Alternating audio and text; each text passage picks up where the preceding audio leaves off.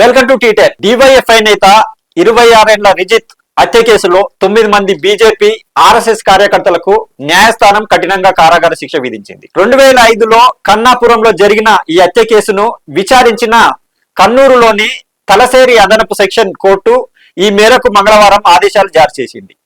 న్యాయమూర్తి K Jose వారికి 1.10 లక్షల జరిమానా కూడా విధించారు. ఈ కేసులో 10 మంది నిందితులు ఉండగా వారిలో 3వ నిందితుడు అజయ్ విచారణ సమయంలో కారు ప్రమాదంలో చనిపోయాడు. మిగిలిన 9 మందికి ఇప్పుడు శిక్ష పడింది. సంఘ్ పరివార్ గుండాలు 2005 అక్టోబర్ 3న రిజిత్ను దారుణంగా హత్య చేశారు. స్నేహితునితో కలిసి ఇంటికి వెళుతుండగా రాత్రి 9 గంటల సమయంలో ఈ సంఘటన చోటు చేసుకుంది. సమీపంలోని ఆలయంలో ఆర్ఎస్ఎస్ శాఖను తెరవడంపై తలెత్తిన వివాదంతో 10 మంది సభ్యుల ముఠా ఈ హత్యకు పాల్పడింది. ఈ ముఠా పొంచి ఉండి దాడి జరిపి కత్తులు, కర్రలు, ఇనుప రాడ్లతో అత్యంత దారుణంగా హతమార్చింది. అనంతరం పోలీసులు ఆ ఆయుధాలను, రక్తపు మరకలంటిన దుస్తువులను స్వాధీనం చేసుకున్నారు. దాంతో దాడి సమయంలో రిజిత్ తో పాటు ఉన్న కేవి నికేష్ ఇచ్చిన ఫిర్యాదు ఆధారంగా కేసు నమోదు చేశారు. కాగా ఈ తీర్పు పట్ల బాధిత కుటుంబం అసంతృప్తిని వ్యక్తం చేసింది. మరణ శిక్ష విధిస్తారని ఆశించామని వ్యాఖ్యానించింది.